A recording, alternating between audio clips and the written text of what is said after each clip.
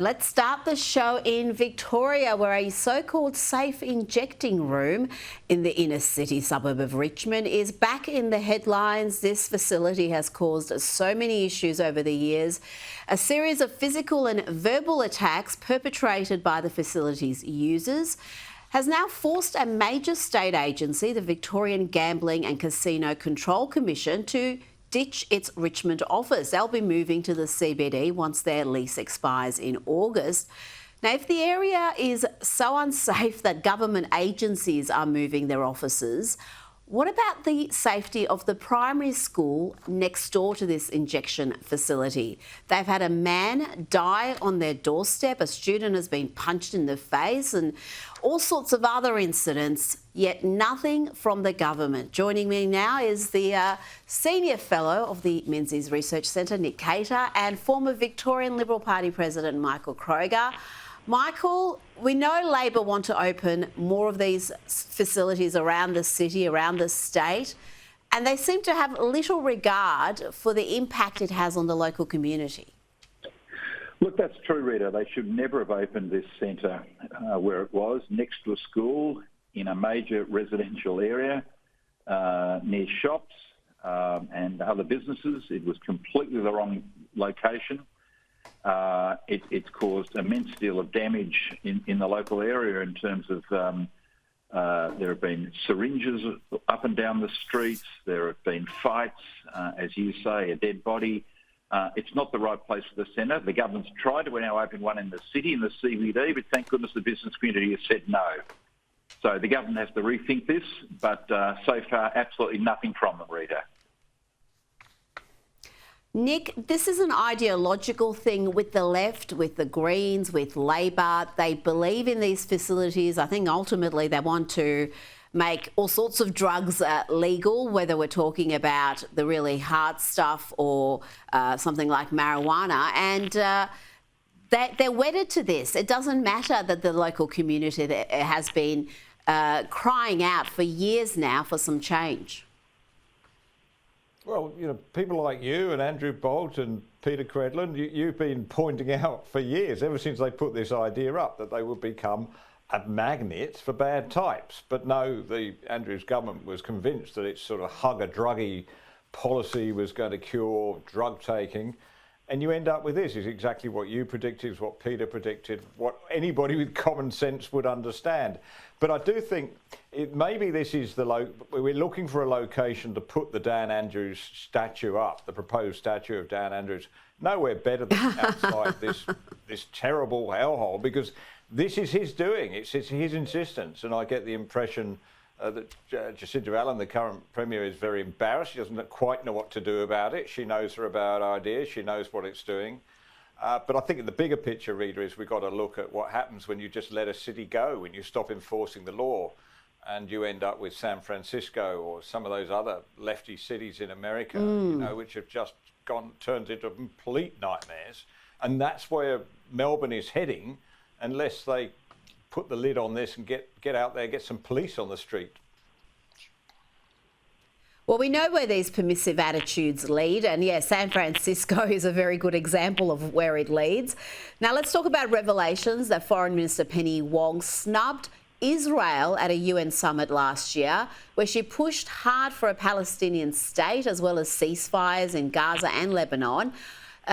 Senator Wong, in fact, failed to meet with Israeli representatives, but she did manage to meet with Iran and the Palestinian Authority. Nick, this really is appalling, but sadly not surprising. There's a pattern with this government.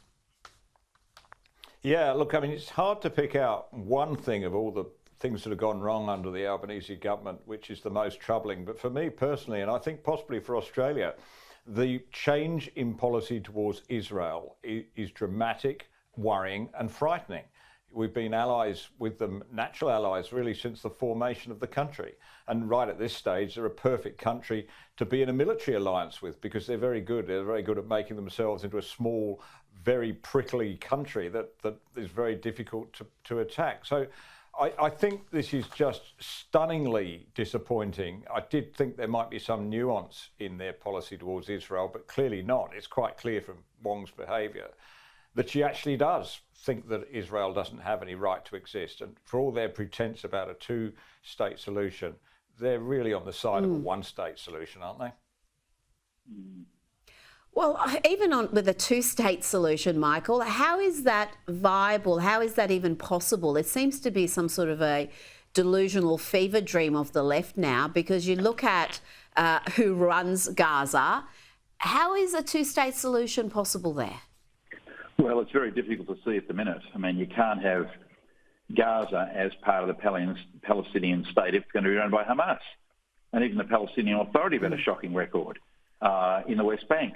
So this is why a lot of people say it's too early at the minute to keep supporting motions of the UN about a two-state solution when no one's got any idea where the two states would be, nor who would run them, nor who would fund the reconstruction. So Penny Wong has been the most hard-left, extreme left foreign minister Australia's ever had.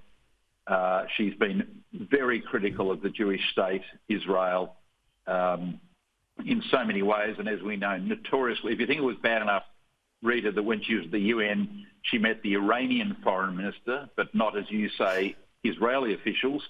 When she was in Israel last year, she refused to visit Nova, Nir Oz, Kfar Aza, places you've been to, places I've been to.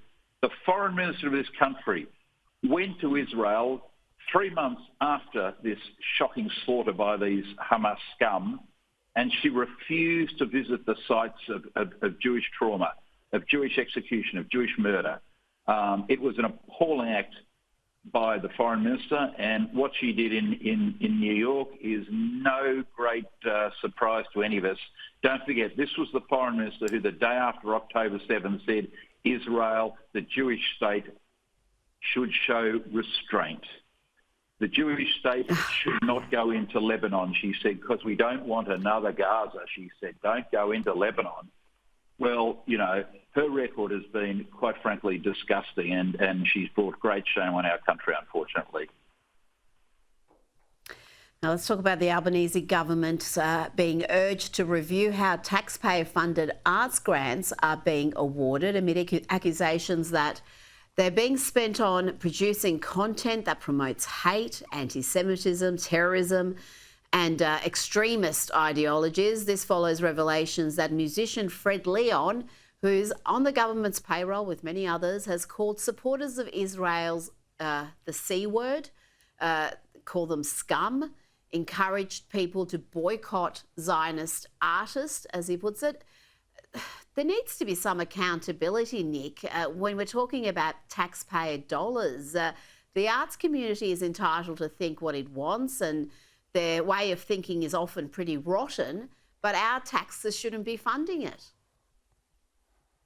Yeah, I always love these stories where the government is urged to do this or urged to do that.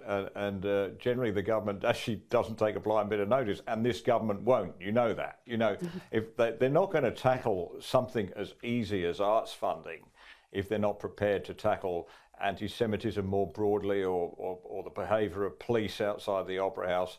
So we can forget it. But I think that the real message here is for Peter Dutton and his team, that they should see there is immense public support for cutting back some of these sacred cows. And let's not forget our friends at the ABC. And they should also look to what the Trump administration has done in the States, which is to end wokeness by following the money trail and cutting off the money supply, because so many of these things are directly or indirectly funded by you and I, taxpayers. So I think there's a great model for what's happening in the States, what we can do here. And I would very much hope that Peter Dutton and his team are looking at going the same route when they're in. Just stop giving these idiots money. Well, the Trump administration, the Trump campaign, Michael, was very clear about their goals about cutting this waste, tackling the activism in the bureaucracy, getting rid of these taxpayer-funded programs that really don't serve the taxpayer. Does Dutton have that sort of appetite? Because we're not hearing much rhetoric in that area at the moment. Well, I think so. Claire Chandler, don't forget the Shadow Arts spokesperson, was the person that raised the issue of these two Palestinian, I'll say, sympathisers going to the Venice Biennale on behalf of our country when one of them, the artist, had posted a number of extremely dubious, had performed a number of, or created a number of extremely dubious artworks which seemed to glorify terrorism. That would be one interpretation of it. Look, the answer is this, Rita. Why are governments in Australia and elsewhere funding left-wing activists? If they want to be left-wing activists, fine, but don't get money from the taxpayer. And this Creative Australia gets $289 million a year from the federal government. They've got 149 employees. The average salary, they spend $21 million on salaries. The average employee gets $140,000 a year to dole out grants. And what we see is a level of anti-Semitism like which we've never seen in the arts community before. Why?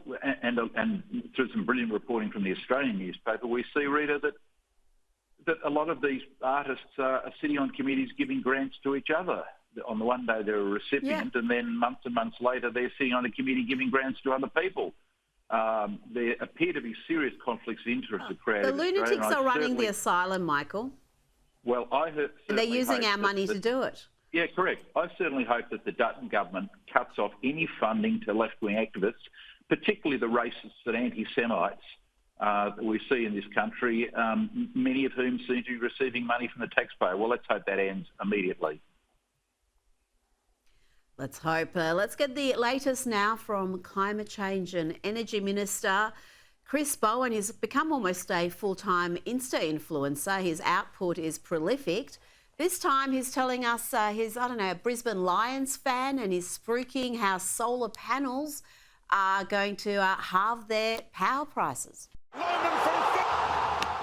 Well, the Brisbane Lions are cutting their electricity bills and their emissions. Today, we're partnering with the Brisbane Lions. New batteries here, solar panels on all the roof. The Lions will cut their electricity bills by half and will reduce emissions as well. What's good for the planet is good for your pocket. That's true for households, it's true for countries, and it's true for footy clubs too. Nick, if they're halving their bills by employing these methods, why are my bills skyrocketing? All these renewables haven't really done much to lower my power bills. I don't know about yours.